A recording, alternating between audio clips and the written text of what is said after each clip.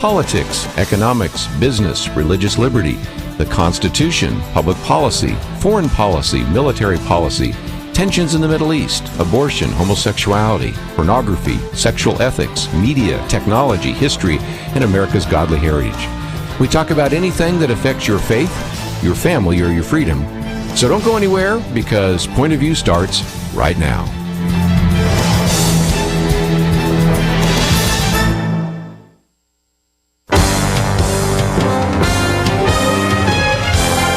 Across America, live, this is Point of View.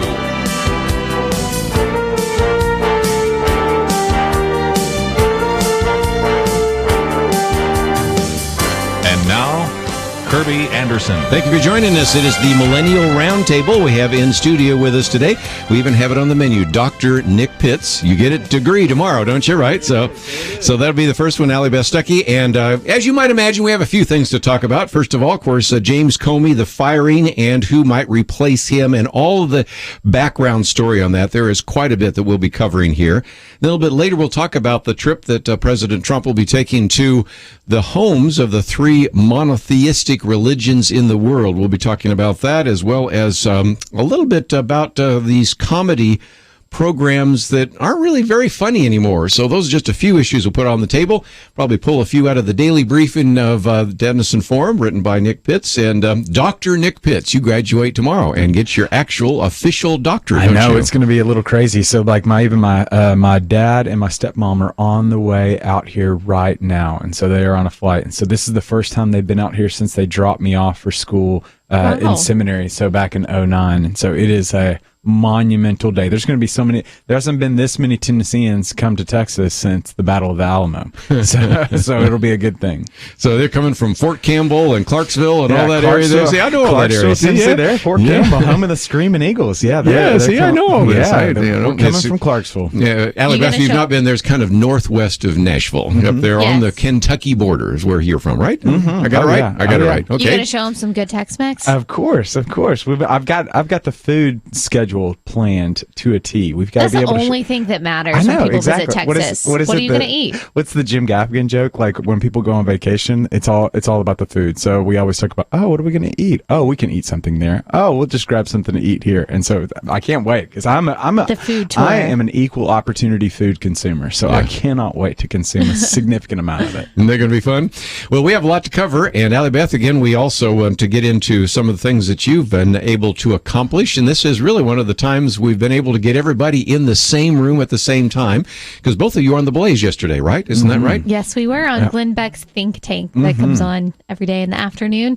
And we just kind of sit there and talk about, we put the pieces of the puzzle together when it comes to different news stories. So yesterday, James Comey hadn't happened yet. We were talking about some foreign relations things, which really isn't my forte. So I just kind of let the experts do the work there. And Nick is included in that. I just smile and nod and in awe of how quickly the news cycle can change, of how we went from Sally Yates and her testimony to now we are talking all about what's happening up in Washington right now relative to the Comey situation. And last week when you were in here, you were complaining about the news cycles coming too fast then. And, there was a time, since I'm the oldest around the table, where when Marlon Maddox was a host, or even when I would sometimes be the guest host, that come about May or June, things would kind of settle down.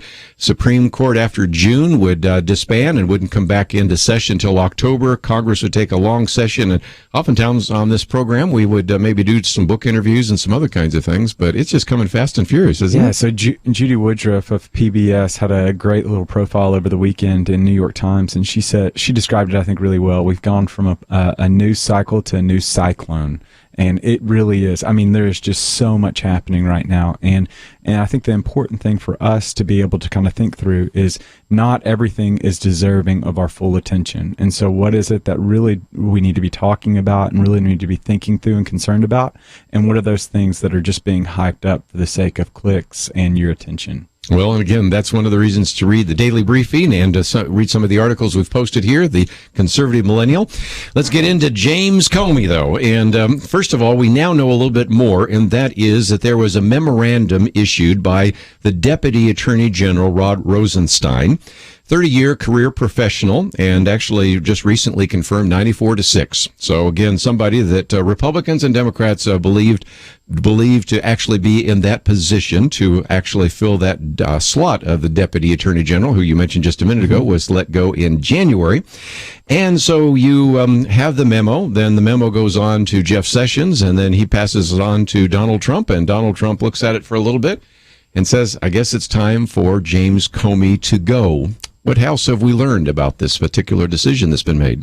Yeah, so there's so much that's happened. So we know everything from Comey was in the LA bureau office when he received the news, that he was given the news over the telephone, and there's some reports that he actually saw it on TV television, and thought that it was a joke, that that Donald Trump's personal security was the one that dispensed the news. We know the spin has been everything from the White House, from Sarah Huckabee Sanders, saying that they're ready to move on from the Russian kind of move. Inside the White House, there was talks that this wouldn't be that big of a deal, specifically based upon, though it's not in the actual letter, based upon his misstatements last week, but the actual contents of the letter point back to the debacle of what happened in July, of Comey overstepping his bounds, of him saying something but not really doing anything. And so it's just a lot that's going on right now. Yeah, we'll try to sort all of that out. But Allie, Beth, any initial comments other than the shock I think all of us had? When I first saw it on my phone, it was only on one website, and I go, yeah, not probably. And then I go to another and go, that is not something I saw coming yesterday. You and James Comey both. Yes. Apparently he found out about this on the television. Can you imagine that happening to you? And they you're had like, dispensed it over to the Justice Department. He wasn't there. He was in L.A. So when they deliver everything in the Justice Department, well, that didn't matter. And he saw it on television, which Isn't that is just something? crazy. But the reaction from both sides, I think, is confused. Liberals, they want to criticize this move because it's Donald Trump and we criticize everything he does. But at the same time, we don't really like James Comey because we think that he stopped Hillary Clinton from winning. So people don't really know what to do, which is interesting. It's kind of forcing people to be objective, or the news to be objective. What about that? Try to, anyway. I don't know if it's successful, but actually analyze, okay, let's look at this move. Let's look at the strategy of this move, the timing of this move, and let's actually analyze the details rather than just jumping on a headline, which has been nice to watch. You bring up such a great point, because if you look at the news, there's been two reactions that have welled over for me that I just think are really highlighting kind of some of the reactions. And I think the first is epitomized in Jeffrey Toobin of CNN. Yeah, Jeffrey Toobin. For the past, I would almost say guesstimate around a year, he's been calling for Comey to step down, to resign, to be fired. And then all of a sudden, when he finds out the news last night, that when the breaking news comes on, it's like the end of the world. This is the worst thing. The apocalypse. The worst thing that's ever happened. You're like, have you not listened to yourself for the past year? And then during Stephen Colbert, and we'll talk more about Stephen Colbert later on in the show, but he tapes around 5:30. The news broke 10 minutes before he went on air, but when they went on air, he literally broke it to his audience, and when Colbert broke the news to his audience went up in uproar, like clapping and applauding in this, and then Colbert just had to stop and say, no, apparently there's a lot of big Trump fans. This is not good news. And so it's like, what are we doing right now? What's going on? Because again, up until now, if you've been a loyal Democrat, this is the guy that influenced the election. Yeah. So we should be thrilled that actually he was fired. But then all of a sudden now he's supposed to be investigating the Russian connection. So now they didn't get the memo. Yeah. It was hilarious to watch that. My favorite is everybody comparing it to Nixon and the Saturday Night Massacre, and then only in 2017 would the Nixon Presidential Library troll this and say Nixon never fired an FBI director. And you're like, what have we come to now as a country? Crazy. The only time there was a firing, I guess, was William Jefferson Clinton, who actually fired a Sessions. That was William Sessions. And I have some great stories about William Sessions, but we have a break, so we'll take that and come back with more right after this.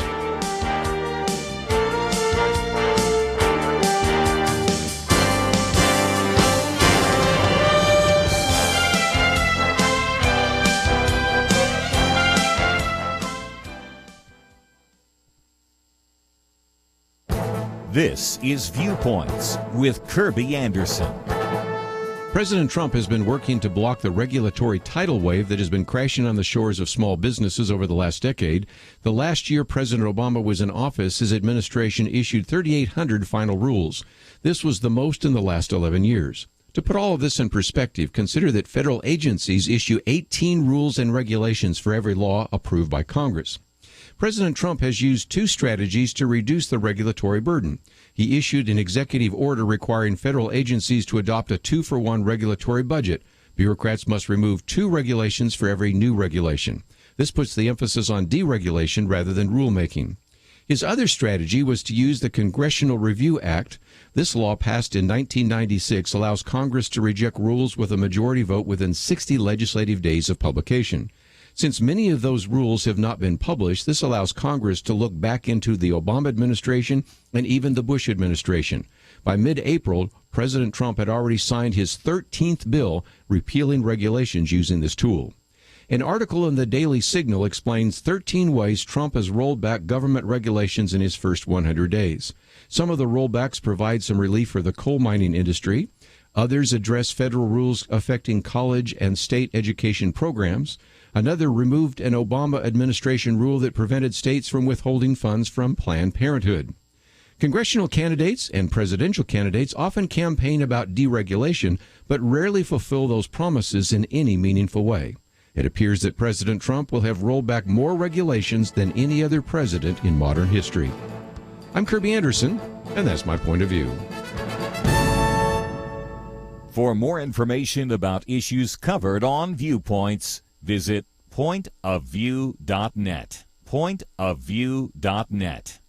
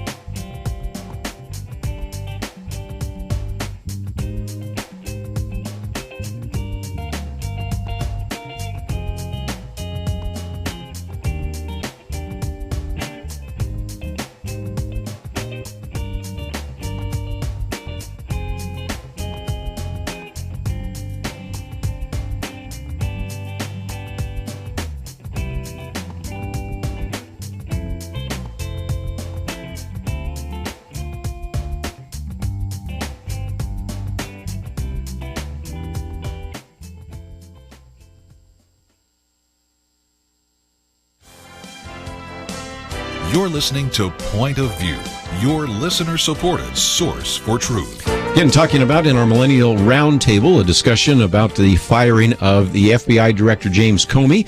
A little bit of speculation already about who will replace him, but one of the questions I might put on the table right now, and again, we'll open up the phones to get your comments, is a lot of people say, well, this was done because Donald Trump wanted to end the investigation of Russia. And even Politico's talking a little bit about that today. But that's not stopped. As a matter of fact, the person that now is, at least at the moment, sitting in that chair as the director of the FBI, just tentatively, is Andrew McCabe.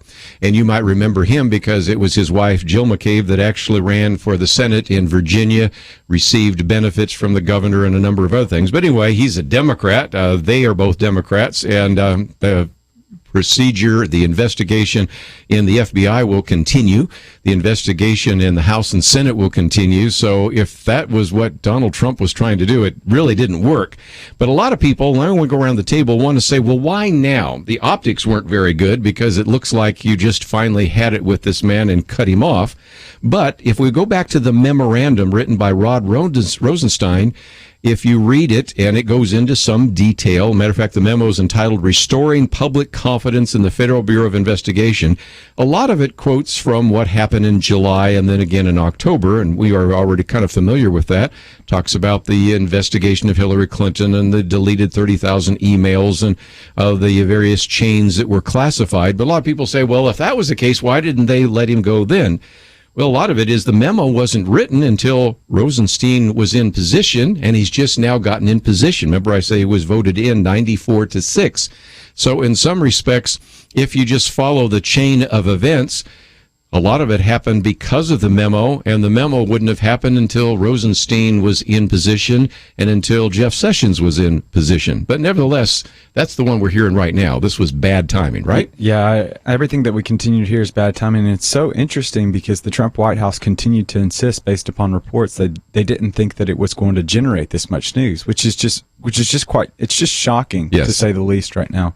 And so the optics of it just have not gone well. Reports out of Politico as well as Axios have continued to indicate that what we saw is that Trump was just so frustrated over the past week because no one was able to defend him, and there was no one out there defending him. Who's out here defending me? On the Russian allegations. And we know the president is just very much attuned. He's a very much a media person. He just is attuned to what people are saying about him, what they're saying to him, and he is more than willing to make that known to any individual. We'll remember off the John Dickerson interview, even just last week, when he was willing to say to John Dickerson right to his face, you might be the host of Face the Nation, but we like to think of it as deface the nation. And so he's just very attuned to the media. And I don't know if it was just he had enough of the Russian allegations and Russian investigations and made a decision that just thought, okay, we're going to get rid of the person that's leading those investigations, or what. But it's just very interesting timing, which I think just it does beg the question, why now,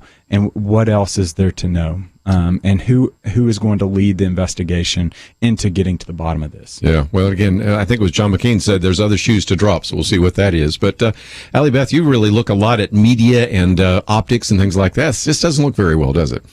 No, it doesn't. And I'm surprised that they are surprised. Like Nick said, he's so attuned to what's happening in the media, and he likes attention on himself. So I wouldn't actually be surprised if he kind of did this for the dramatics of it. He had to know that James Comey being in the news as much as he is right now. I mean, if he had done this maybe 2 months ago, maybe it wouldn't have been as big of a story, but today it was.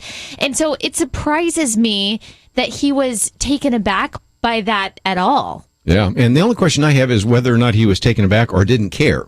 You know, That's true. I have no connection to the Trump administration, but I did have connections in the old days to the Reagan administration, and there were times when people would say, well, how's this going to play in the media? And Ronald Reagan time and time again said, I don't care. I just want to do what I think is the right thing. Donald Trump was the other thing. You know, I've been a businessman all my life.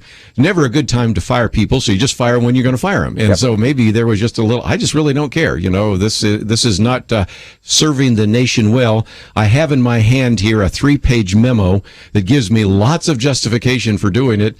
Time has come. And it says that he waited a week, but it's hard to believe he waited even that long. And we see this, too, several times with this administration, that they do something that technically they're allowed to do, like the travel ban, but how they actually roll it out is kind of just crazy and chaotic. And it's funny because they, I think, are so desperate to kind of prove that they can govern and that they have an organized system.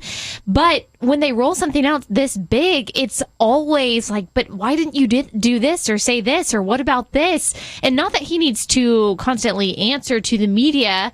However, it kind of just reaffirms what people already think, that his administration is in chaos. I think you bring up such a great point, because it's always the best or the absolute worst. And so if you look at Neil Gorsuch and that rollout and the way that he was able to show the pomp and circumstance, there was over 31 million people that watched in primetime television Neil Gorsuch, recognized and welcomed and introduced as the nominee that President Trump put forward. And then you have this, where quite literally there are reports that Secretary Spicer is saying this across the room and then is hiding next to the bushes and calling the media to turn off the lights. I mean, you have got to be kidding me. This is like The Simpsons, where there's that meme of Homer just kind of wanting to meld into the bushes. It's like absolute crazy right now of what's happening. It's either the absolute best or just awful optics. And you have to wonder about the internal communication within his team. If the external communication is as discombobulated as it seems to be between Kellyanne Conway and Sean Spicer,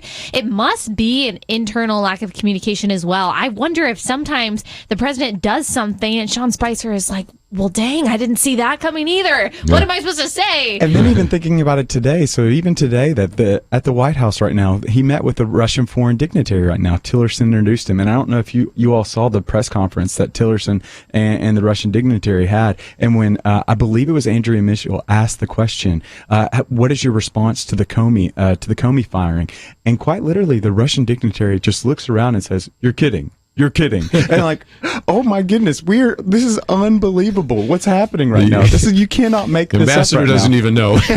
You just cannot. Well, and some of that said at the top. One of the things they used to say about Bill Clinton, it was he was kind of an administrator that was ready, aim, ready, aim. I mean, it was impossible to pull a trigger. There were times when they could have killed Osama bin Laden, never did, because, had to get everybody's opinion on the table, had to hear about those. Donald Trump is fire. What about ready and aim? I mean, it's just a different kind of thing. And so, as you said, Allie, Beth, there are people that were in the White House that said they did not know that the FBI director was being fired. Not to mention the FBI director didn't know he was being fired, and nobody at the Justice Department apparently knew he was being fired. You could have done this differently, couldn't you? Let's talk about that for just a second. You could have, published the memo, leaked the memo, talked about the memo. There would have been a conversation, a drumbeat over the next couple of days, and then eventually, Donald Trump reluctantly decided he had to fire him. If you had the memo out, then everybody'd understand what was going on, don't you think? Yeah, it's not even simply just the verbal communication, but look at the written communication. If you look at the letter that was put out in the second paragraph, which is the most stunning paragraph that there is, like he has this one long sentence, and in that long sentence, he ties both I appreciate Comey reassuring me 3 times that I'm not under investigation, but which is totally passive aggressive. Everyone knows that, right? I greatly appreciate you informing me on 3 separate occasions that I am not under investigation. Everybody's just having a ball with that one today, aren't they? The second part of the clause is, but you're fired. Like, why do you tie those things together? And then I think you bring up a great point relative to the Clinton administration. If you remember that first 16 to 18 months of the Clinton administration, it was a herd of cats. There was just so many things that were happening right now. And then Bill Clinton brought on Republican David Gergen, and David Gergen he was the one that kind of started directing the pass to be able to send out a singular, coherent message, and then things started to happen. But right now, what you have is almost like a George Soros approach relative to Donald Trump, which I never thought I would make that connection. But I don't think so. You heard it here first. George Soros says, invest, then investigate. So he's very much one of, if I see something, I like it, I'm going to invest, and then I'll investigate later, whether I'll stay or double down on it. And so what you have with Trump is, I'm going to make the decision, and then it appears as though they're wanting to clean up the decision that's been made, which is just very, I would say, for the president of the United States, is not an advisable way to move forward. Not exactly. But I feel like there could be a balance between that. To his credit, he doesn't really trust the people. I mean, he trusts some of the people around him, but as for the media and as for people a little bit outside of his inner circle, he doesn't really trust people with sensitive information. He doesn't trust how people are going to convey the message. I think he, and maybe for good reason, wants to control the message as long as he can, and then he's just going to do it so nothing interferes with that, and then let the media do what they want to do. I think in one sense, that's okay. In another sense, if that's the mode that he's going to take, he cannot complain about how the media takes it because he didn't control the message. He just kind of let it go after the fact. I agree. Well, let's take a break. And if you would like to join us, let's open up the phones, 1-800-351-1212. We'll have other things to discuss, but if you have some comments about the firing of James Comey, 1-800-351-1212. We'll be right back.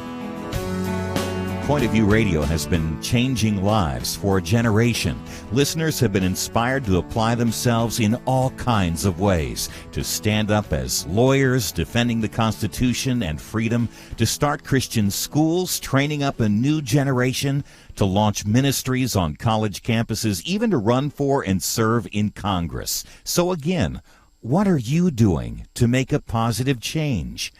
One way to start today is to join the Truth Team, Truth Team 360, and help us change lives.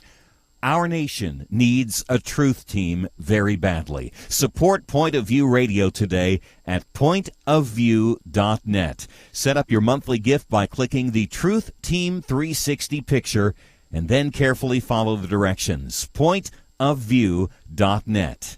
By phone, you can give at 1-800-347-5151, 800-347-5151, or mail that first donation to Point of View, Box 30, Dallas, Texas 75221, Box 30, Dallas 75221. Point of View will continue after this.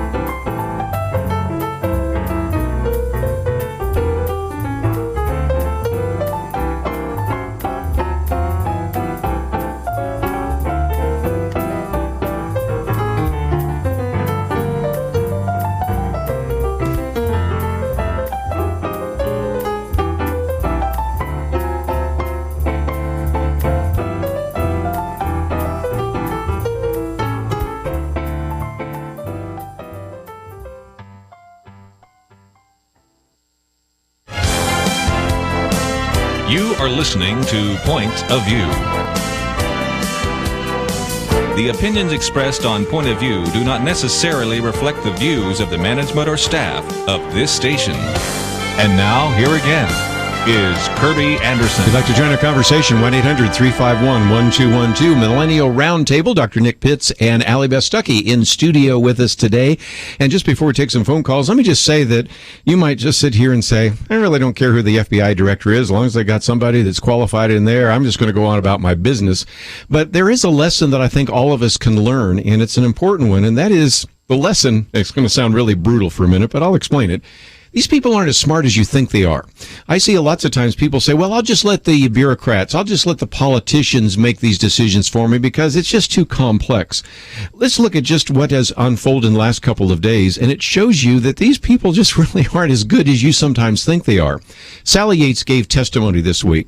Now, the Democrats were shocked and surprised a couple of times by things that she said. Now, think this through. Sally Yates was the assistant or deputy attorney general. She was fired by Donald Trump in January. This is now May. This is an opportunity if you're a Democrat and want to try to establish this Russian connection, this so-called Russian connection, which I don't think is ever going to be established, between Donald Trump and certainly Russia. You had 5 months to talk to Sally Yates and figure out what she probably would say in the testimony. If you've ever been to a court of law, you know that lots of times they'll do what's called depositions. And no lawyer, any good lawyer, doesn't rarely ask a question in a court of law where he or she doesn't already know the answer. They had 5 months, and yet they're sitting there the other day and going, well, that's not the answer I was looking for. You could tell this on their faces. So let's take that one. Then, while we were talking about this week, you had James Comey give testimony that was so bad and so inaccurate that the Attorney General and the Justice Department had to go back and fix all of the things that he said. Again, you just think, well, certainly he would have known more. And then, of course, over the last couple of hours here, I guess I should say minutes, but we've been talking about this for hours before we got on the air. This whole rollout, again, just illustrates that you would think that they would have come up with a better way to roll this out. So the lesson, I think, is to recognize that sometimes it's so easy to say, well, these people are better educated. These people that have been in Washington for 30, 40 years, these individuals that were elected to office, they know better than I do. And I think what I learned this week, especially watching these 3 different events unfold, is they're not as smart as they think they are. Yeah, so everybody puts their pants on one leg at a time, right? And so sometimes I think it's really easy, especially when we read the Bible, right? So coming from a theological perspective, we read and we think about, oh, David, I'll never be as good as David. Oh, Solomon, I'll never be as good as Solomon. When in reality, these are just that the Bible is filled with imperfect people, sans Jesus, that are just trying to pursue after a perfect God and accomplish His glorious purposes. And so it's just a reminder that even though they're on TV, even though they're in positions, some in higher positions, they are still just human individuals. And one of the things you'll learn as we start interviewing some of these individuals with you guys is sometimes you'll ask a question and they'll just look at you like a deer in a headlight and they'll say, I guess I know more about that topic than that individual does. Allie Beth? I think this current government and Congress makes a really great case against socialism and against centralized government. So I want to talk to millennials because apparently 69% of millennials, Gallup says, would vote for a socialist for president. That's kind of a recent poll. And if you need proof against centralized government, giving the government more power, which socialism is, then you should just take a look at Congress right now. That's actually the beauty of America and of a republic, is that common people are in power and that common people have power, but we should have power as well. And so it is it looks like a circus and it looks really funny, but it's also a kind of a nice reminder to me that, hey, you're common people. I might make that same mistake too. Can you share that socialist poll with me? Is that not a good socialist joke? Get it? Share the poll with me? No. I'm just not responding to him. You might not be able to see that, but I'm just not going to dignify his joke with a response. But again, it's really concerning for the many years that we've been following that. There was a time when it was like 30% believed that capitalism was better than socialism. About 30% believed that socialism better than capitalism, and another almost 40% weren't sure. But now it's worked its way up to, like you said, 69%. And to really believe sad, that I'm going to trust this president and a few individuals in the bureaucracy to make decisions about me. Yes, absolutely. And back to this whole thing that these people that are in power aren't really smarter than us. I've also just been kind of watching this and wondering, why are we talking about the certain things that we're talking about? For example, Ted Cruz was questioning Sally Yates about the travel ban, and we were talking about this yesterday at the Blaze. Why? What are we talking about? And to your point that they asked questions if they didn't know the answer, he asked a question about the travel ban, read something that he thought supported his case. She said something back, and he had nothing to say. So these are just a bunch of incompetent clowns that are running our country. It's crazy to watch. You can't know everything, and that's why certainly you got to be willing to listen more than talk. And that's certainly one of the things we're encouraging you to do, even as you go to some of the articles we've posted here today. Let's take a phone call, though. I want to get at least some conversation going, and we'll go to the state of Texas, KAVX. And Marty, what would you like to add to our conversation today? Well, I was going down the road listening to the radio station, and it was asking an opinion about James Comey being fired. And go for it. My opinion and comment is that he deserved to be fired a long time ago. He came out and made a case before the whole nation that what Hillary Clinton done was illegal. It broke the law. And in the midst of a subpoena and investigations, they destroyed federal evidence. If that would have been me or anyone else on the streets, they'd be in jail already. I'd be visiting you, and you'd be wearing one of those orange jumpsuits, don't you think? And then the whole deal about respecting Comey and his integrity and his character, and he's because we don't believe in holding people accountable no more when they do something corrupt or immoral. Very true. Very true. It's not longevity in office. It's not if you're a Democrat or a Republican, you've got a lot of followers. Wrong is wrong and right is right. And when he gave his 13-minute speech or whatever it was about how she broke the law, she should have been held accountable and brought to court. And this whole deal about the rule of law for individuals 2 weeks before an election, I've yet for any law-abiding citizen to come out and show me a law where it says when people are corrupt, just because they're running for president, we got to let them off the hook because an election's supposed to take place. Well said. You know, in the memo, and I'll just quote from it again, Rod Rodenstein said, it is not the function of the director, meaning the FBI director, to make such an announcement. The director now defends his decision by asserting that he believed that Attorney General Loretta Lynch had a conflict, but the FBI director is never empowered to supplant federal prosecutors and assume command of the Justice Department. And it went on to even talk about the fact that here, on the one hand, he said, here are all the reasons why many people would think that Hillary Clinton is guilty. Deleting 30,000 emails, almost 100 different email chains that involve top secret information. But then at the end concludes that no reasonable prosecutor would go forward. First of all, that violated almost every one of the rules of the FBI, and that's probably reason enough for a lot of people think he should go. But I've got a list here of the 10 scandals that were part of the Comey administration, and when you get into some of those which involve terrorism, we're talking about trying to keep the American people safe as well. Yeah, Marty, I think you bring up some great points relative just to the morality of America, the sense that we're not holding people accountable, the sense that even to hold people accountable, there's a requirement to be able to understand what's right and wrong. And our system of government, our laws, our rules and regulations aren't even being obeyed by the individuals that are bringing them, creating them, and being required and empowered to be able to enforce them. And when you have that sense of lawlessness and you have that sense of kind of a above the law mentality, it creates a system of government and it creates an atmosphere by which the strong man wins right now. And I think and again, I'm not saying this in a positive or negative manner.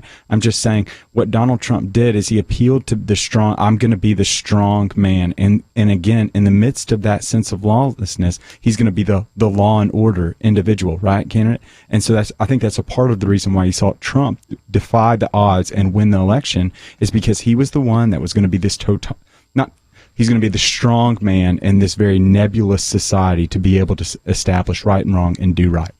Allie, Beth, you mentioned this, and maybe we'll get back to it after the break, but it does seem to me that especially the millennial generation, I think every American, but especially millennials, are saying it just seems like we have a two-tiered society. There are some rules that apply to the rest of us, but the elites the celebrities and others, they don't have to follow the same kind of rules. And to millennials' credit, we might be one of the first generations, or the first generation in a while, that's actually questioning that. It kind of seemed during the election that neither side cared about accountability. Yeah. They just cared about someone that was going to protect their culture and their values, not necessarily the values of morality and accountability, but who is going to perpetuate and progress my agenda. So to Marty's point, we definitely are becoming a society that's losing sight of accountability. I'm hoping millennials will rise to that occasion. Mm-hmm. You know, one of the conversations we even had yesterday is how some people have been upset about some of the healthcare issues because it's supposed to be equality for all, favoritism toward none. But unfortunately, that hasn't even played out. We'll talk more about that right after these messages.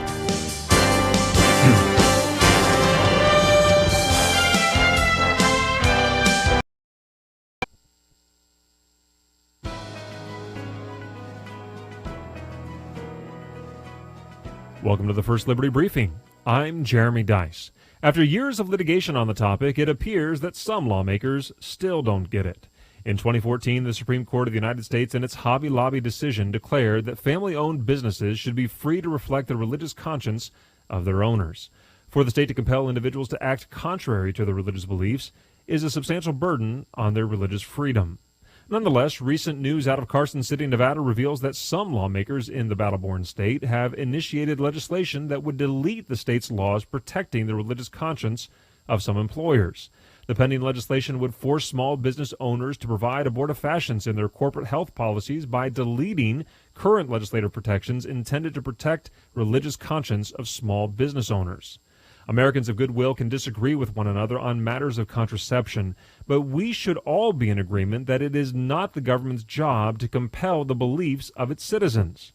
As Justice Alito put it when writing for the majority in Hobby Lobby, quote, "In our constitutional tradition, freedom means that all persons have the right to believe or strive to believe in a divine creator and a divine law. For those who choose this course, free exercise is essential in preserving their own dignity and in striving for a self-definition shaped by the religious precepts."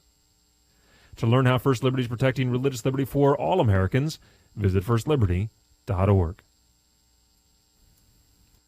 You can learn how to protect religious freedom in the workplace, public schools, your church, the military, and more by downloading First Liberty's free Religious Liberty Protection Kits at firstliberty.org.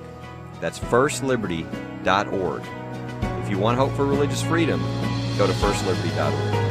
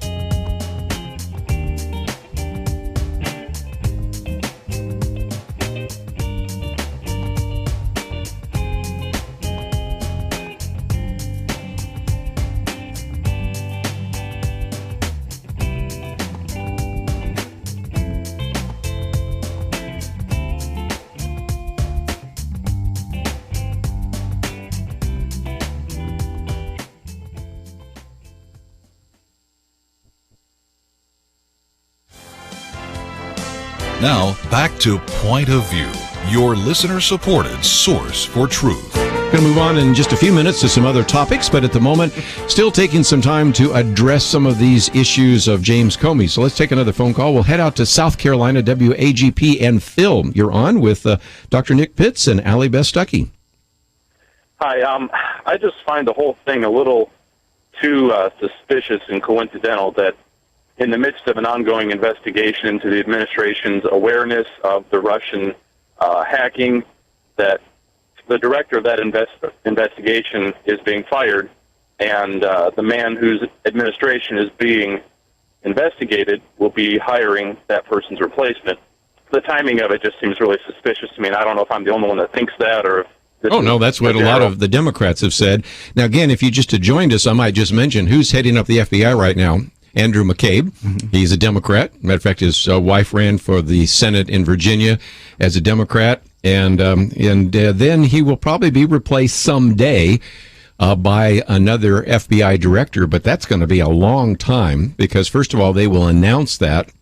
And just think of the kind of scrutiny the next FBI director is going to go through. So these investigations in the House and the Senate and even the FBI continue on whether James Comey's there or not. Matter of fact, they may be more efficiently run because James Comey was running all over the country doing lots of things. But anyway, that's one of the arguments being made right now by some of the Democratic leaders. Yeah, Comey was such a lightning rod right now, especially within the past 6 months, that we just saw this intensification and sense of just a draw of attention towards him. And so it might just be a really good thing to be able to see him step aside. But again, it still begs the question, why was he stepping aside now? And for the acting director, McCabe, it's going to be increasingly important for him to be able to communicate to those that are there. The job continues on. Honor, duty, patriotism, continue to move forward with the projects that you were doing, and we'll continue to see fruit from it. Yes. So again, that's one of the things being said, and again, that's back to timing, isn't it? There are times when you can't avoid the timing. This is one I think you could have avoided the problem, couldn't you? Yeah, I think so. And I think it's a very fair question that he put forward, is this timing coincidental? It's certainly fair to speculate on that. But as we know with Donald Trump, we don't always know. Yeah. We don't always know what he's thinking. For a president who seems to tweet out all of his thoughts, he is simultaneously kind of mystic in his motivations. And so we can speculate all we want. The point, or I think the bottom line that we have to go back to, is that these people, they serve, or, the director of the FBI serves at the pleasure of the president. Mm-hmm. And when he no longer does, then he no longer has to work there. And so we can speculate about timing, but this is well within Trump's power to do this. Well, we're talking about the investigation. What have they found so far? Well, one that was already known, that Michael Flynn had gone to Russia, and that we heard this week that apparently Barack Obama had warned Donald Trump not to hire Michael Flynn, which would make sense given the fact Michael Flynn had been pretty critical of Barack Obama. So, that would be the closest that I can come up with that we've found so far. When James Clapper and others have been asked about this, there's just a lot of nothing. As people have been calling it this week, it's kind of a nothing burger so far. Yeah, there's just been a lot of speculation right now, and it's really important for us just to continue to remind ourselves that in the American system, you're innocent until proven guilty. And so in the public court of law, you might be guilty until proven innocent, but we are the great American experiment that just believes it to be true, that we have inalienable rights from God, not from government, and that we are innocent. We are standing innocent, and it's going to be the burden of proof and the burden of evidence is required for the government and other entities to be able to prove our guilt rather than prove our innocence. We do wonder who might actually be selected. I just don't think somebody like Rudy Giuliani, even though he would be qualified to do that. I first met him when he was a federal prosecutor, and so that is one. Trey Gowdy would be very good, but again, he's a Republican, so it may be that they just get some career FBI diplomat, and then, of course, we'll have to see where that takes us, because it's a long and tedious process to get approval from the United States Senate. But let's take one more phone call, and we're going to move on to some other topics in the second hour, but we'll go back to the state of Texas. KCTA. Susan, thank you for calling today. Yes, thank you for taking my call. I had a question about every presidency I've ever seen, the administrations transfer power, and all of their departments are usually already doing something. They're investigating something. And when the new administration comes in, I thought they just came in and said, we're doing this here, this is where we are at this issue, and they showed them what they were doing, and they just took over a continuation of that department's activities. And the president, the executive, could appoint the heads of the departments. I didn't think it was a matter of opinion who the president appointed in his executive departments. I thought that was his prerogative. Well, a lot of these are career diplomats and career civil service individuals. And as a matter of fact, Rob Rosenstein is a good example. 30 years career professional. And so let's just take the Justice Department for a minute, a lot of those individuals don't really change because they're part of civil service and they've been there and have worked their way up the chain. But of course, your attorney general is appointed by your president. Your FBI director is supposedly appointed every 10 years, but in this case, we interrupted that 10-year process. So you have a little of mixing and matching there. Then, of course, even in the Justice Department, when Bill Clinton came over, he just got rid of all of those individuals and cleaned house. In this particular case, Donald Trump did not. So it really just kind of depends. But some of those ongoing investigations are ongoing, if for no other reason that they're at a lower level. But again, a lot of it depends on who you put up at the top of the heap, if you will. Yeah, so Comey was, correct me if I'm wrong, I think he was 4.5 years into his current 10-year slot. And so there's a reason why the founders, there's a reason why the rule of law stated that it was 10 years to try to insulate it from the kind of the political nature of it. So it outlasted, the Senate, but also was off every 2 years relative to the presidency. And so it's trying to insulate it from some of the politics and nature in order that it can be to emulate Lady Justice and to be able to a certain degree within the justice kind of realm to be able to be blind to the partisan ideology.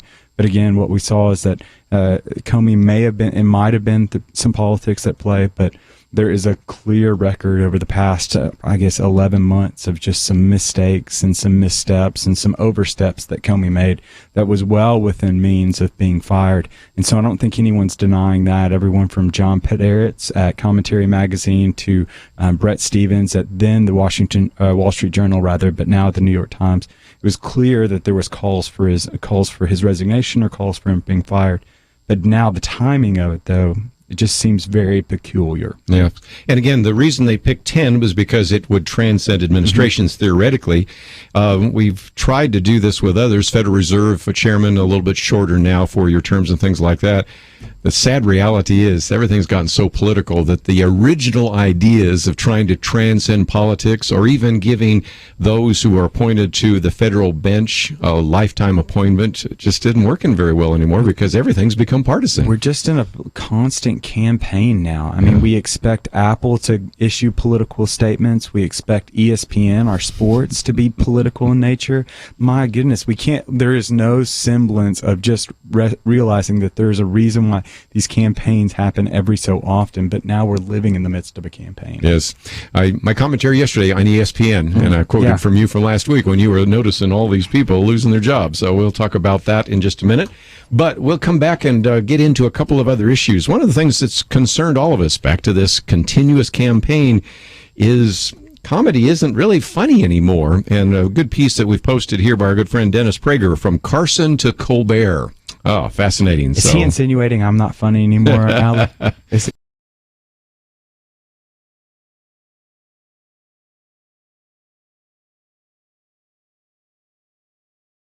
Daily Briefing knows this guy is funny. But we need to take a break, and when we take a break, that's when you can read some of the articles we've posted. We've got a lot more to cover, and we will do that in the second hour right after these important messages.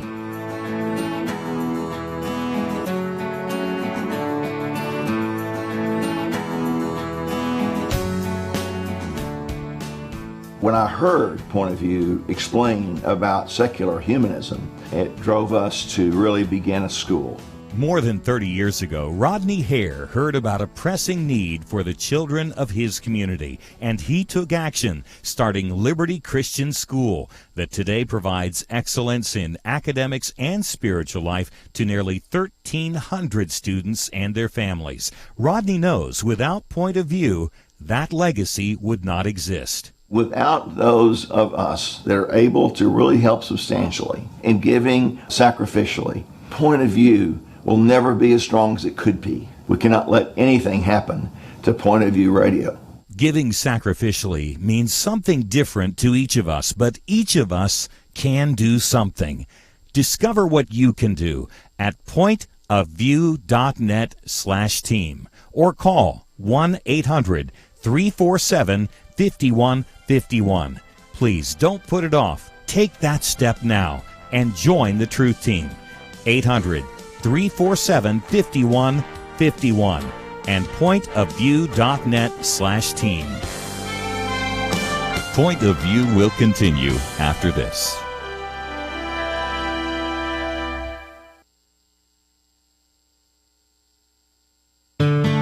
I just thank God for y'all. I listen to you every day, truly. I wanted to thank y'all for everything you do each day to inform Christian families and our community about the things we can do, and just the way you're so informative. I listen to you daily and love you guys and appreciate you so much. God bless you, Kerby, for keeping this show so on track and for the decades of wonderful help to this nation that Point of View has been. We're all big fans of your work, and we pray that God will just prosper it. As a Christian, over the years that I've followed this program, I am constantly challenged. No other reason to protect the caliber and the truth of your programming. I need to participate and to back your program financially to ensure that the truth stays out there for people to hear, to view, and to be a part of.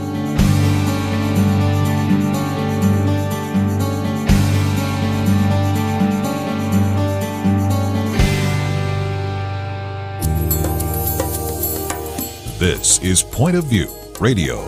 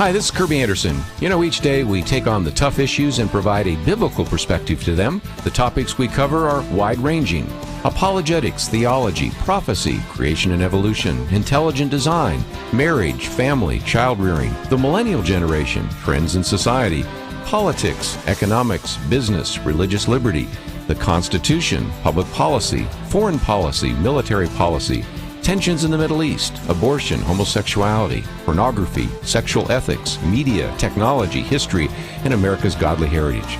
We talk about anything that affects your faith, your family, or your freedom. So don't go anywhere, because Point of View continues right now.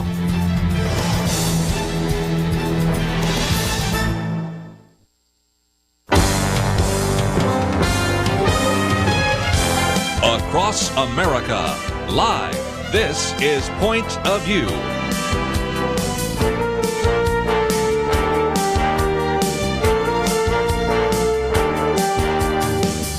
And now, Kerby Anderson. Second hour today, if you'd like to join our conversation, Millennial Round Table, we are privileged to have in studio with us Nick Pitts as well as Allie Beth Stuckey.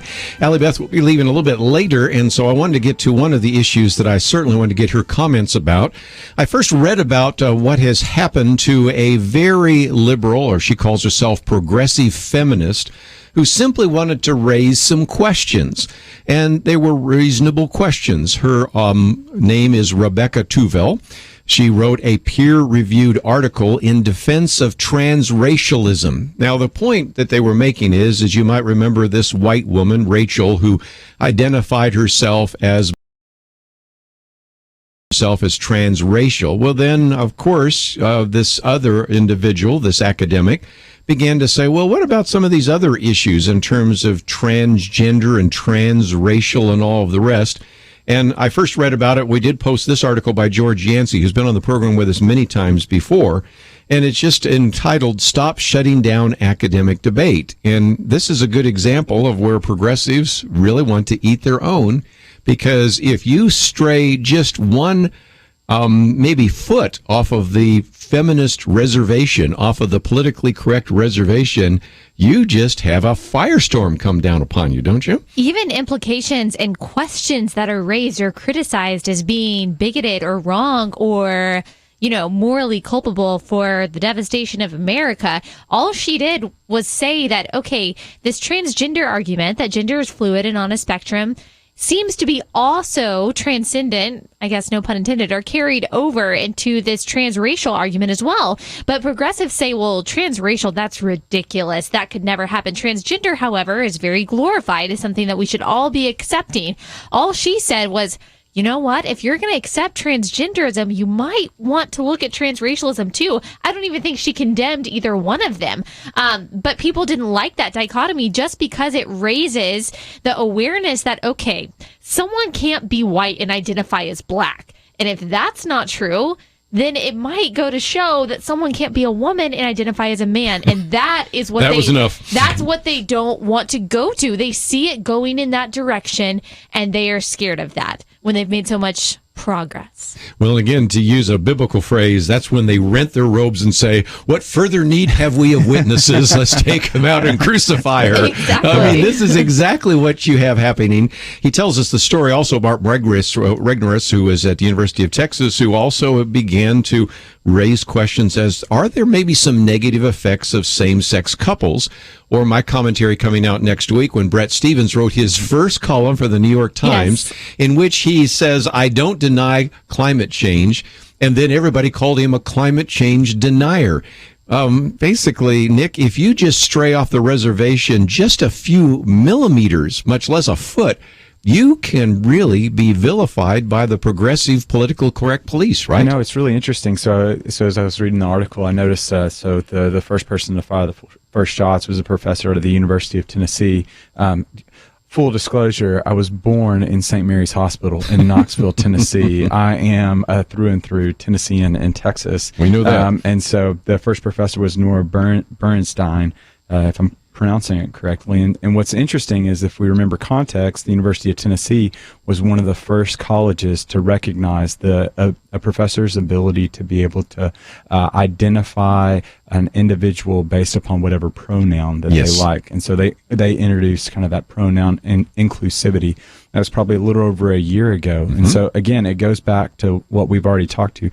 There's a political agenda, and that's the framework by which they make sense of the facts of the world, and the facts that don't make sense, they demean, they denigrate, and they crucify those that would go outside of that. Which again, just essentially, it will be the death of the university campus when you cannot ask these research questions. Well, you certainly can't. When you squelch curiosity, and when you squelch the sense of intellectual kind of inquisitiveness, inevitably you will shut down, because the heart of the university is asking questions and being able to press the body of what is known knowledge to the places where we don't have it. And so it's just detrimental. It will detrimentally affect the American experiment. Well, let's just think about that. You had an open letter. Hundreds of professors signed it, demanding that her work be pulled from the journal. You had individuals wanting to question whether or not she was adequately peer-reviewed. Brett Stevens writes for the New York Times. There was first of all, Twitter just blows up because he's raising questions about how certain are we about some of these predictions. And that was enough for a whole campaign to pull subscriptions from the New York Times. Where's the Voltaire, I disagree with you, but I'll defend your right to hold that kind of view? And those are legitimate questions to ask, especially in the academic community. Has your research been peer reviewed? Have you gone through the hoops? Have you allowed the gatekeepers to be able to look at the information and judge it by the logic? Not necessarily my preference, but does the logic hold up? Right. Now, relative to the New York Times, again, there's gatekeepers to that. Has he gone through the particular editors to make sure that the syntax is correct, to make sure that he's following through with his argument? And now with the internet, there are no gatekeepers. You can I can put whatever I want out there. I'll put my food. I'll take a picture of my food. And what's so frustrating is that we're just continuing to see this squelching of dissent, though it's been vetted, or though it's just frustrating at all ends. Well, my question is that yes, you can ask those questions, and those are fair questions, but the same people asking if Brett Stevens is credible or if he even knows what he's talking about, did they ask those same questions when just a couple days later the New York Times released an op-ed saying that communism is actually good and communism is great for America, that we should be heading towards communism? Were those same concerns raised by the subscribers to the New York Times? No. So I think if you're going to be that vigilant about holding people accountable, which I agree you should be, you need to do it for both sides. And that goes for conservatives and for liberals. But to your point, if we are going to squelch curiosity and critical thinking, then we are also going to squelch progress. And liberals call themselves progressives. They call themselves anti-fascist. What they're doing by squelching people's questions and curiosity because it doesn't align with their agenda is regressive and fascist. I couldn't agree more. You know, if you go to the Conservative Millennial right now, there's a video where you're just reading some of the comments, and I'm using those, in a general sort of way. First of all, I can't even believe what people call you, but if you think you're the only one getting them, it turns out that Rebecca Tuvel, who is a liberal, progressive professor, feminist, it just shows you again that it's not surprising that everybody finds that they can't say anything, because even when they're on the reservation, even when they agree 98% with what those individuals might say, just deviating by 1 or 2% is enough to have the same kind of screed against them that you've been receiving. And attacks, too. It's one thing to raise questions about credibility and things like that. I get people asking me that on my blog. That's fair. But the ad hominem, the death threats, and I don't know what she received, but the horrendous comments that people receive simply for, like you said, diverging just slightly, that I think speaks more to their intellectual incapability to actually bring a good argument forth than anything else. You're hitting it right on the dot. They're unable to separate ideas from identity, and so instead of being able to attack the ideas, they attack your identity, because for them, ideas and identity are the same thing. So when you bring their contrarian ideas, you're not just bringing ideas, you're squelching their identity. I want to come back and talk about whether people sometimes feel threatened by this, and maybe that's justifying some of the riots on campus. We'll talk about that right after this.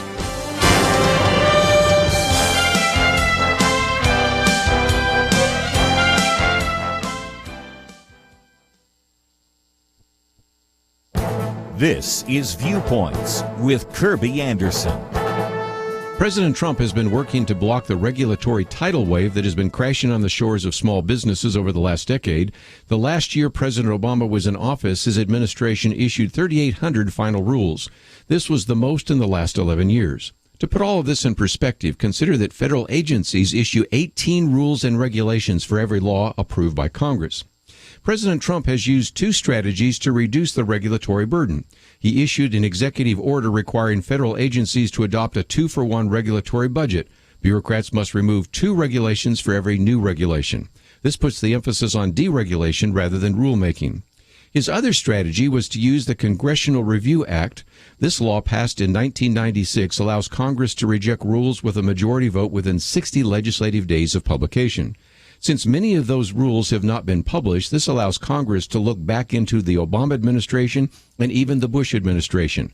By mid-April, President Trump had already signed his 13th bill repealing regulations using this tool.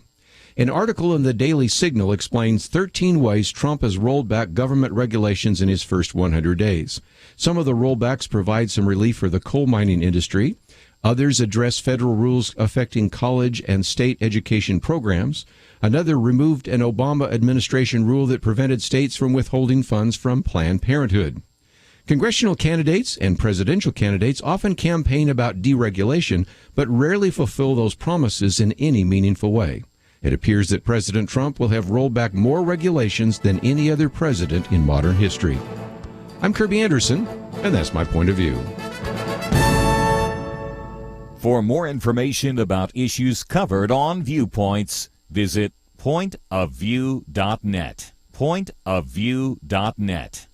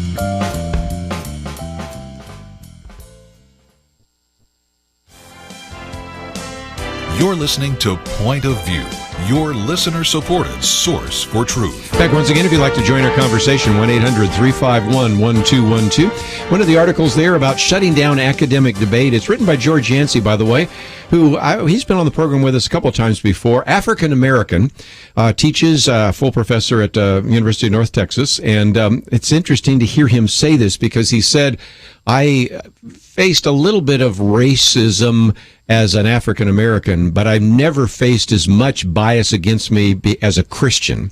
And so he's been writing about these issues. This is one of his articles about just what is happening right now, where even individuals who would agree generally with some of the ideas being presented on a college campus, if they ask a question or pursue a line of research that is not seen as politically correct, as not part of the kind of the liberal catechism, that's enough to get you criticized. And before I went to the break, I thought I might mention that this may be one explanation for why we see such radicalism on campus. We've talked over the last couple of weeks about what's been happening at UC Berkeley, Milo Yiannopoulos, as well as, of course, Ann Coulter and others. But I want to read from two students that wrote to the UC Berkeley campus newspaper. One said, the reason we have to fight in the streets against these conservatives is because, he said, I can only fight tooth and nail for the right to exist. Another one justified his actions by saying, these are not acts of violence, these are acts of self-defense.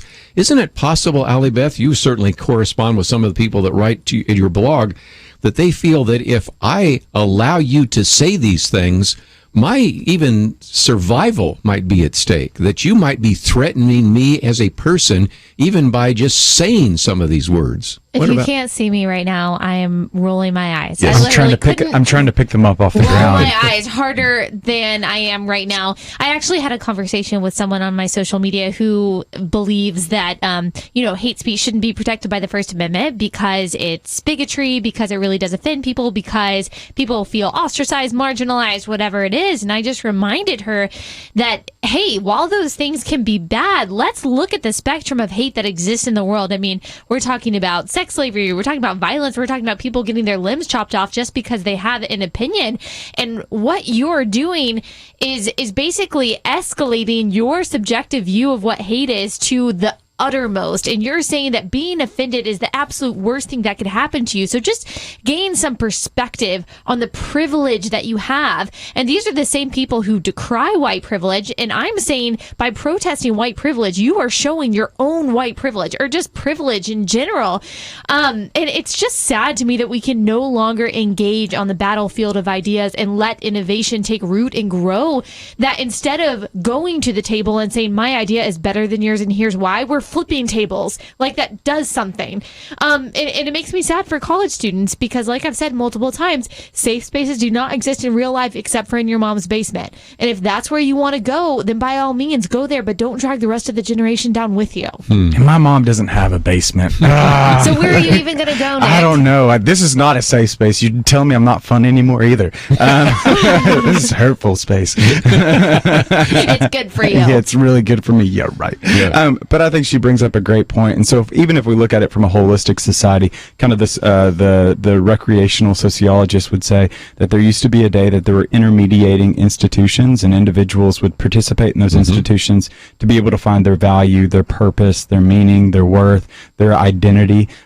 For example, from a Christian perspective, there used to be a significant draw towards the church because that was where you found kind of your identity and your worth. But now we've seen holistically just a new generation that has left these institutions, as we've talked about, are bowling alone, according to Robert Putnam, are individuals that are leaving the church, but not just leaving the church, but not going to the Kiwanis Club, not joining Rotary, not joining these philanthropic institutions that are these altruistic community organizations. And because of that, they're increasingly looking for their meaning, trying to find purpose, trying to find value in these things. And what they've done is they've gone to the new communities, which are these internet communities. And these internet communities were never meant to be the primary source of community. You're placing an unwanted emphasis and expectations upon these communities, and in turn, you're lashing out and you're being so irrational with some of your responses, as Allie Beth has been able to see. And what's happening is we're even seeing this sociological term come from this. The nasty effect is coming from this, where because it's a screen you're looking at, you're willing to say more nasty things. And in turn, these nasty things create a precipitous nasty effect goes down as you look at the comments get nastier and nastier and nastier because they've created to a certain extent, safe space for you to be nasty in the comments. Right, and I think it's justified, too, because these anti-fascists and these people who feel so threatened by, say, Trump's presidency and the whole culture that he is supposedly cultivating among conservatives, which they think is bigotry, racism, discrimination, they feel like they are moral vigilantes. They feel like they are on the right side of history. And when someone thinks, honestly, that they're an anti-fascist and they equate themselves with someone who is fighting modern-day Nazis, then it's very hard to reason with them because they think no matter what you say, I am doing the right thing and I am being brave. That's why you see this violence and this vitriol, because it's almost religiously motivated. It's not logically motivated at all. And if it was, you might actually be able to say, okay, let's accomplish something by actually talking, like you have to do with kindergartners. But instead, they believe they're some kind of warriors, and that's why social justice warriors. Exactly what they think they are, and they think by burning and rioting and protesting they're doing more than having a conversation. Now what they're doing is creating a distrust within the institutions that have survived the test of time and similar revolutions that Thomas Paine tried to initiate. And so what you see is that, again, what would it look like if the William Wilberforces or the Edmund Burkes or the Dietrich Bonhoeffers simply just wrote and protested and rioted? Well, in actuality, what they did is, yes, they did that, but to a larger degree, they also did other things. to be able to see to the changes that they saw fit. And what we see specifically with millennials is that, yes, there's energy, yes, there's a sense of I'm going to do something, but they're not utilizing the proper channels in order to create the change that they wish to see. Why are they not voting? 1 out of 4 millennials vote. Why did 75% of millennials not vote in this election? That's the primary way to be able to see the change that you're writing for. It's just inexcusable. It's not even that you're just not voting. You're not even registering. 90% of millennials have a Facebook account, making us wonder, well, who are the 10% that don't have a Facebook account? They're so weird. But then 54% of them have registered. Why 46% of it's as easy as signing up for a Facebook? It makes no sense. It makes no sense. Let's take some phone calls. By the way, you're talking about technology. We talked with Trevin Wax just the other day with Lifeway, and he was also, and I was mentioning that tomorrow we have Tony Reinke on 12 ways your phone is changing you. So we'll get into some of those aspects of technology, which we've talked about before. But let's pick up at least one more phone call before we take a break. Helen in North Carolina, WLGP. Helen, thank you for joining us today. Thank you, Kerby. I just thought that I would tell you what one of my daughters-in-law told me last night. She works for the state of Pennsylvania, and she had been out on medical leave for a while because she had knee replacement in February. But and during that time, their office was moved. But she told me that there is a transgender woman in her office, a man who thinks he's a woman, over 300 pounds, 6'3", and he has been harassing and has had a dozen complaints filed against him in the past 10 or 12 years, and he actually came up behind her and kicked her and knocked her down. And she told me last night, she said, when I went to work this morning, I told him to stay out of my cubicle, and he came in anyway, and he just towered over me, and she said, I am afraid. Well, and again, it doesn't matter whether you're transgender or whether you're black, white, Republican, Democrat. I mean, that kind of behavior should be inexcusable. But again, you can understand why some people might just have a little bit of a safety zone. They're saying, if I fire this individual or if I reprimand this individual, what happens next? Filing with the EEOC, don't you think? Exactly. And that's a good point that you made, that no matter who this is, that kind of behavior shouldn't be tolerated. But we're growing into a world that is so domineered by political correctness that we're not even allowed to call out inappropriate behavior when it's there, simply based on someone's race or their gender identity. And that's sad. There's a lack of accountability, going back to what we talked about earlier, simply because we are more scared of hurting people's feelings than we are demanding justice or, just rightness or fairness. And that's really scary, I think. Well, let's take a break, and when we come back, we will continue with our good friend, Dr. Nick Pitts, but we have to let Allie Beth go. Again, theconservativemillennialblog.com. But you don't have to write it all out. We've got a link there, and you can follow her and learn so much more about some of the things she's doing, and, of course, follow them both on The Blaze. Let's take a break. We'll come back with more right after this. Point of View Radio has been changing lives for a generation. Listeners have been inspired to apply themselves in all kinds of ways, to stand up as lawyers defending the Constitution and freedom, to start Christian schools, training up a new generation, to launch ministries on college campuses, even to run for and serve in Congress. So again, what are you doing to make a positive change? One way to start today is to join the Truth Team, Truth Team 360, and help us change lives. Our nation needs a Truth Team very badly. Support Point of View Radio today at pointofview.net. Set up your monthly gift by clicking the Truth Team 360 picture and then carefully follow the directions. pointofview.net. By phone, you can give at 1-800-347-5151, 800-347-5151, or mail that first donation to Point of View, Box 30, Dallas, Texas 75221. Box 30, Dallas 75221. Point of View will continue after this.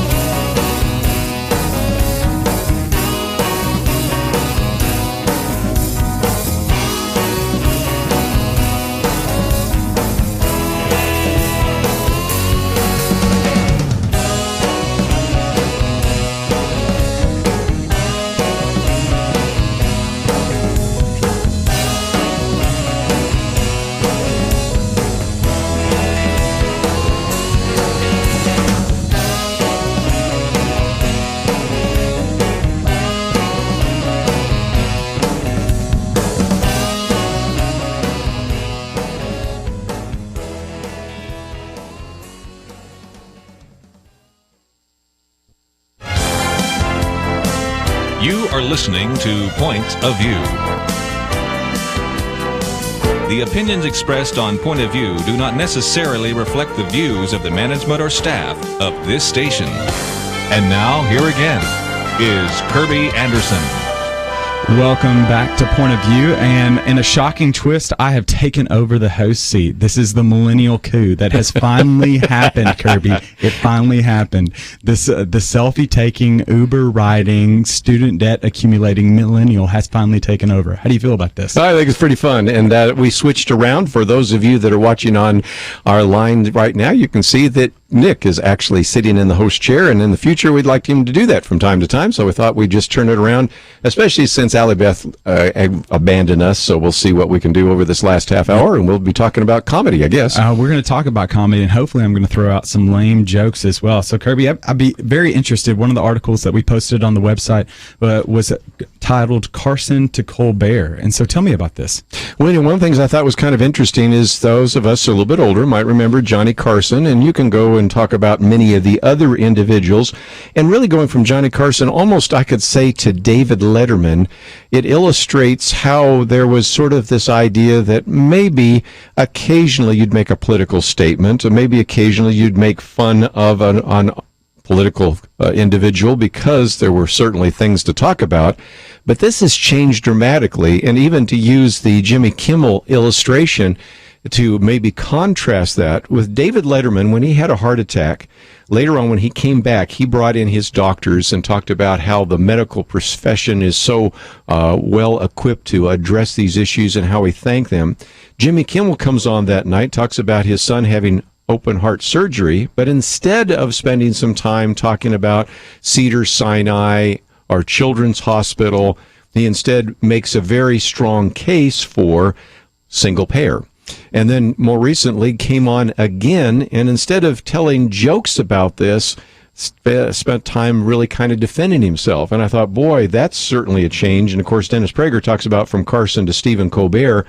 I apologize that if people read this fourth article that we've posted here, we have some dots for some of the words that were said, but this is something that is remarkably different and almost from breathtaking to heartbreaking. Yeah, so just to give context to this, Stephen Colbert earlier this week delivered his opening monologue as he does every week, and what was so different from this monologue is really a shift we've seen with Colbert probably over the past 3 months, is he's gone from trying to be above the fray when he first started at The Late Show to now really just being very vitriolic and being very antagonistic towards President Trump, to the extent on Monday where there was just such an uproar over the monologue because it was lewd, to say the very least. Yeah, some of the comments that he was making relative to Trump, and that we're not even going to try to repeat some of those comments. I mean, I would almost encourage you not to really go watch that monologue if you're sensitive to that type of language. But again, it not only was there the entrance of this type of just vitriolic, just purely political in the monologue, but also just the lewdness as well. Kerby, just being a millennial, can help me better understand, like, just has the America always been this lewd? No, has there always been this? Yeah, and even Bill Maher this week. So, you have Bill Maher and Stephen Colbert saying things and doing things that obviously maybe they think appeals to your generation, because after all, if you've grown up and you've watched The Simpsons and you've seen Comedy Central and all this, maybe you probably have this sense that all of that is appropriate.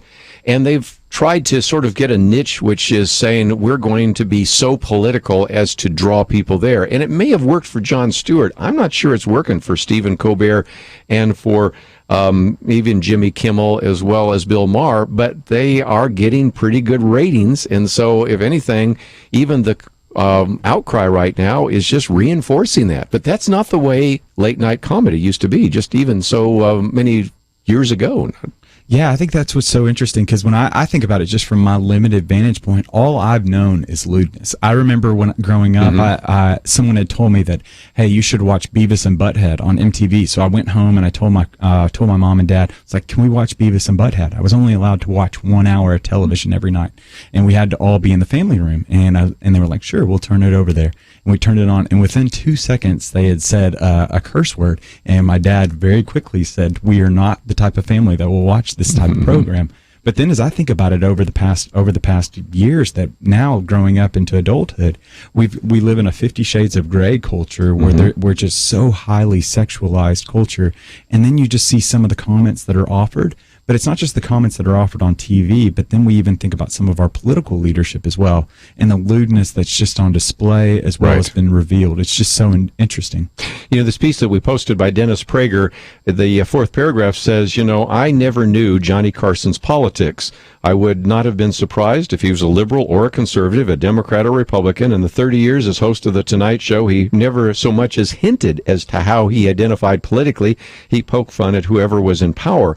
But also, he recognized that there was an unwritten rule that your kids, if they were up at 11:30 Eastern or 10:30 Central, could still watch this and not be offended. And there were occasional times when somebody would come into the Tonight Show maybe drunk and say something they shouldn't, but again, they taped it so they could take that out or they could bleep over it.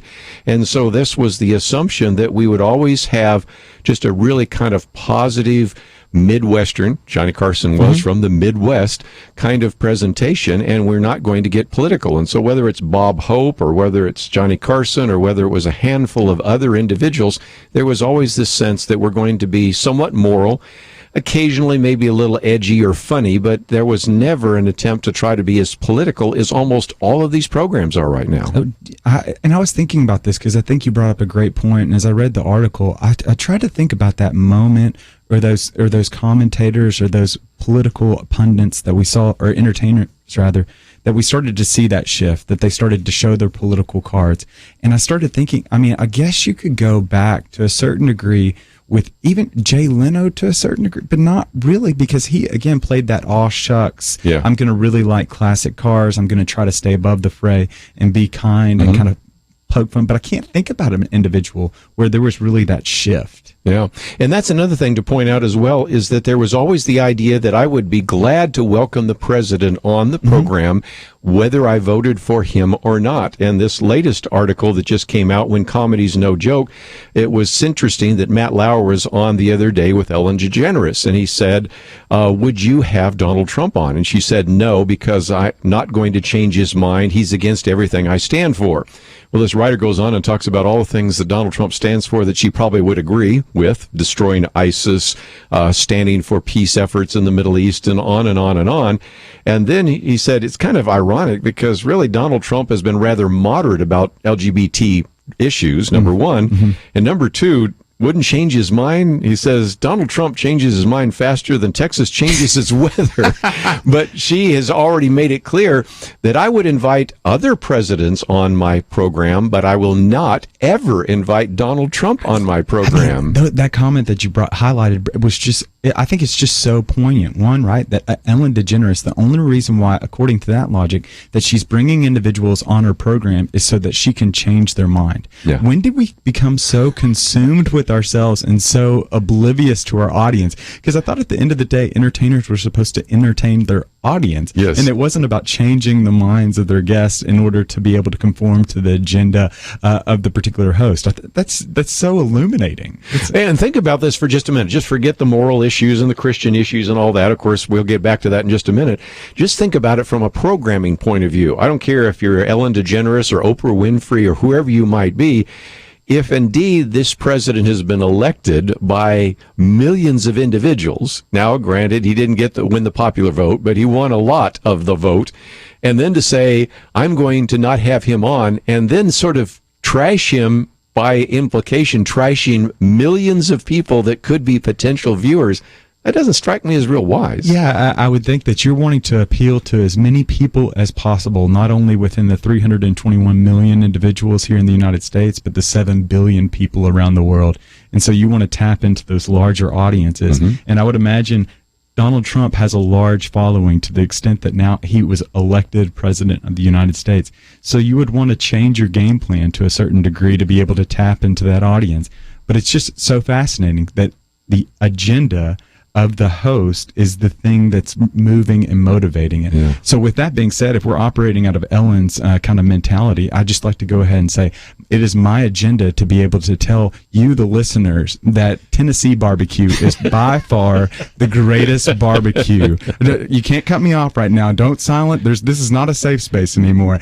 That pork barbecue, there's a reason why the good Lord forbid it in the Old Testament, because he knew we'd worship it. Yes. He knew we'd worship it, Kerby. Yeah. So, but And I had a pork belly sandwich the other day, just in honor of you, and so that was an opportunity. But we're going to come to a break, I guess. So let's see how you handle this going to the break, as we have Nick Pitts sitting in the studio today, in the host chair. So we'll come back from break, and so if you're interested, or we'd love to hear your point of view. So be sure, if you want to give us your point of view, you can call 800-351-1212. That number again is 800-351-1212. And when we come back, this will be the last segment of the Millennial Round Table. And so we'd love to be able to hear from you, or we'll continue to discuss millennial topics. So we'll hear you when you come back.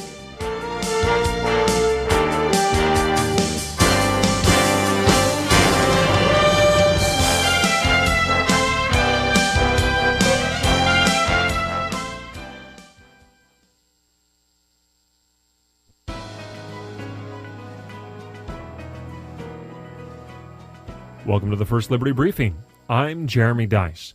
After years of litigation on the topic, it appears that some lawmakers still don't get it. In 2014, the Supreme Court of the United States, in its Hobby Lobby decision, declared that family-owned businesses should be free to reflect the religious conscience of their owners. For the state to compel individuals to act contrary to their religious beliefs is a substantial burden on their religious freedom. Nonetheless, recent news out of Carson City, Nevada, reveals that some lawmakers in the battle-born state have initiated legislation that would delete the state's laws protecting the religious conscience of some employers. The pending legislation would force small business owners to provide abortifacients in their corporate health policies by deleting current legislative protections intended to protect religious conscience of small business owners. Americans of goodwill can disagree with one another on matters of contraception, but we should all be in agreement that it is not the government's job to compel the beliefs of its citizens. As Justice Alito put it when writing for the majority in Hobby Lobby, quote, "In our constitutional tradition, freedom means that all persons have the right to believe or strive to believe in a divine creator and a divine law. For those who choose this course, free exercise is essential in preserving their own dignity and in striving for a self-definition shaped by their religious precepts." To learn how First Liberty is protecting religious liberty for all Americans, visit firstliberty.org. You can learn how to protect religious freedom in the workplace, public schools, your church, the military, and more by downloading First Liberty's free Religious Liberty Protection Kits at firstliberty.org. That's firstliberty.org. If you want hope for religious freedom, go to firstliberty.org.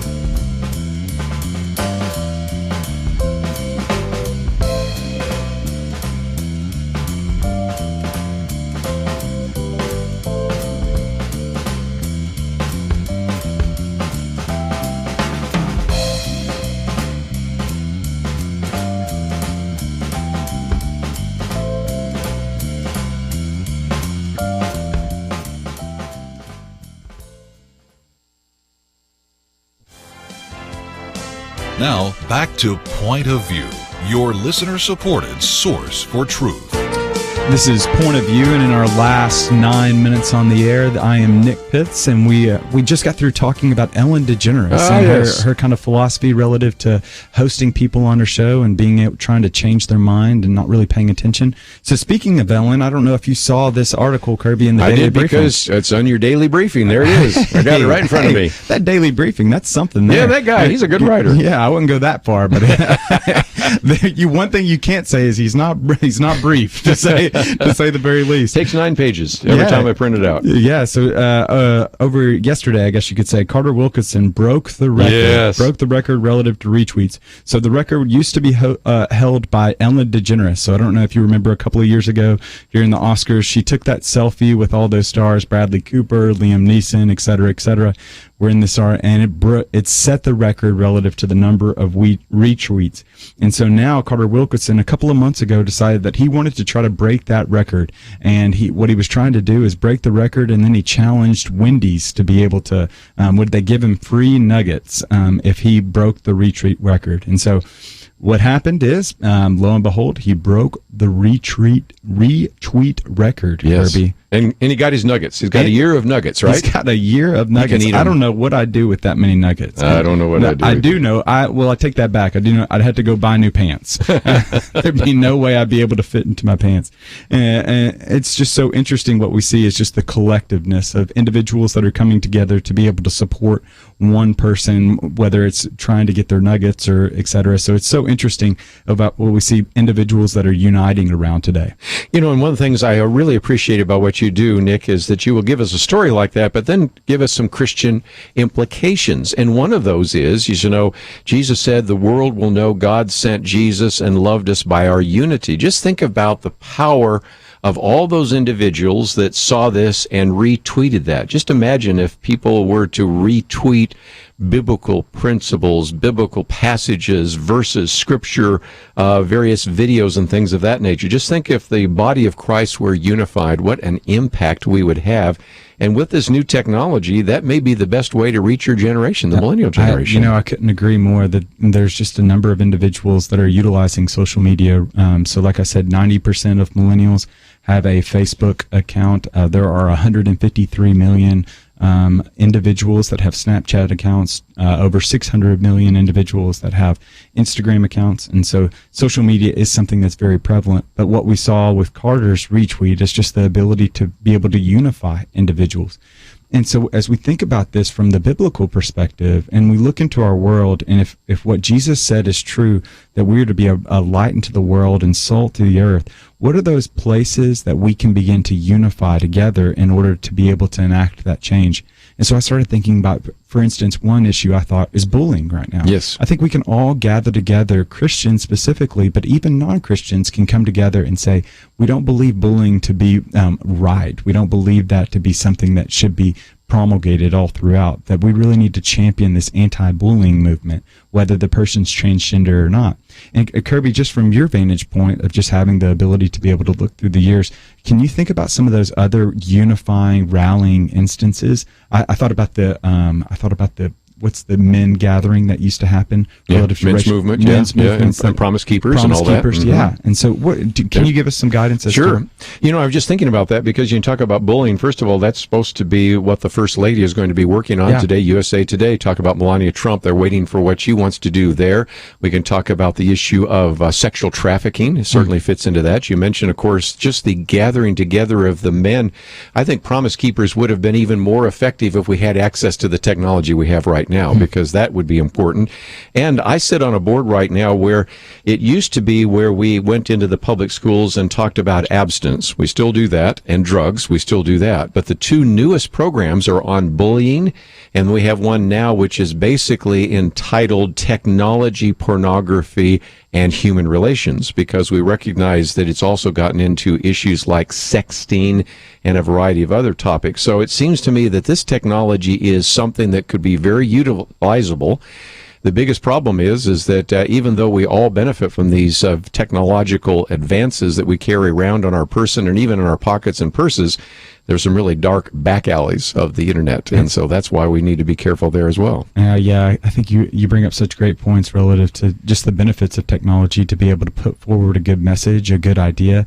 We see about some of the benefits of technology in the marketplace, for example, to create certain efficiencies and communication that I don't necessarily need to fly in an individual from India who might be specialized in X, that I can just telecommunicate with him to be able to bring about that type of efficiency.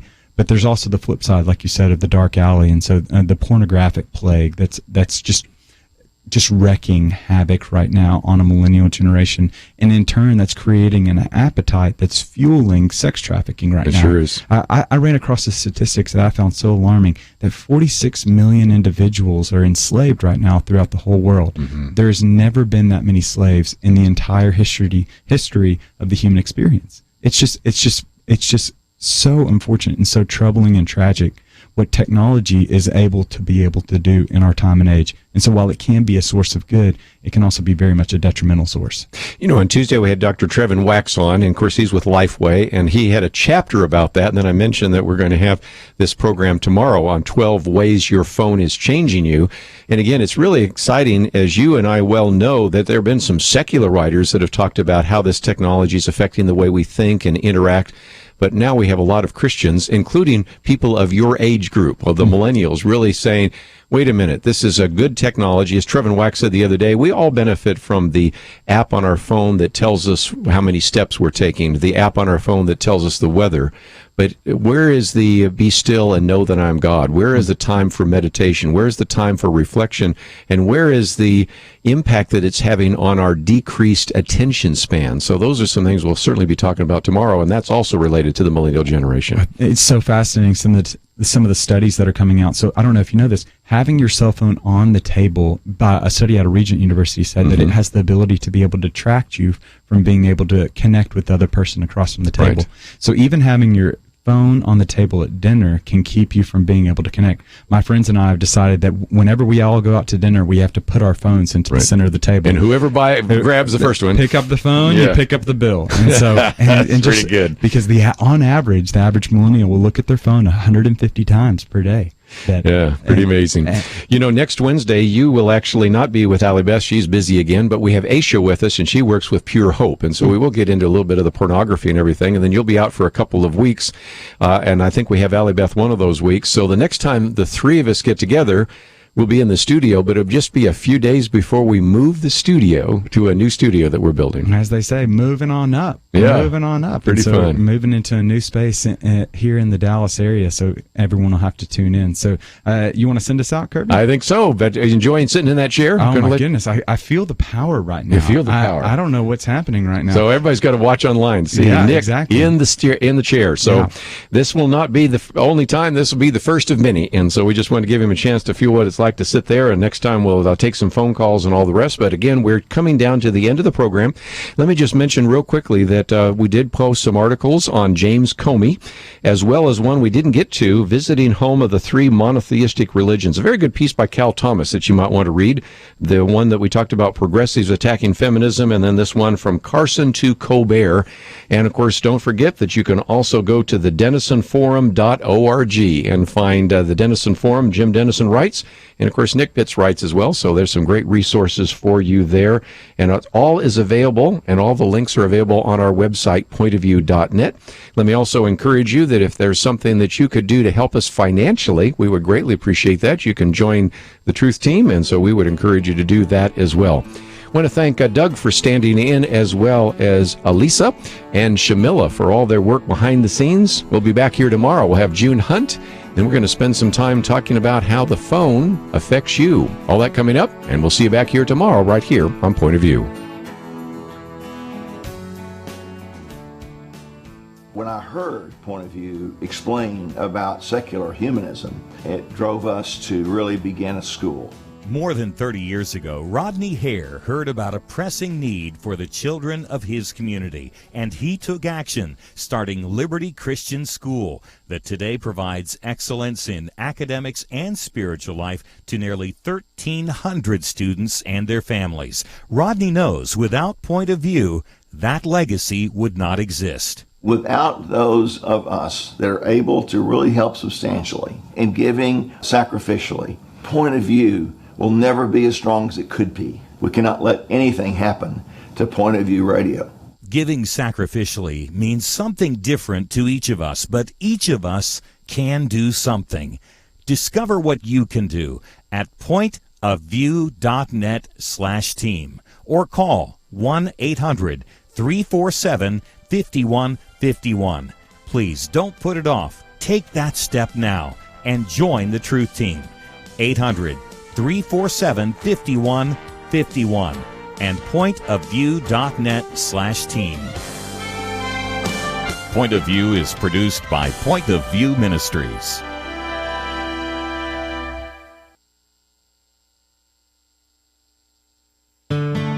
I just thank God for y'all. I listen to you every day, truly. I wanted to thank y'all for everything you do each day to inform Christian families and our community about the things we can do, and just the way you're so informative. I listen to you daily and love you guys and appreciate you so much.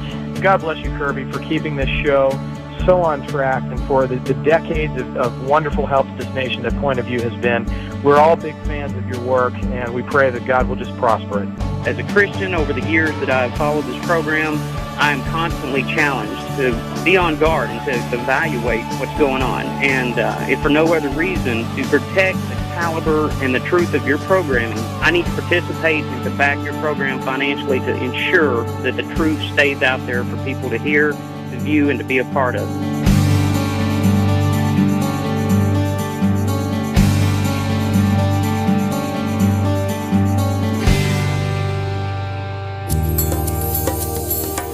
This is Point of View Radio.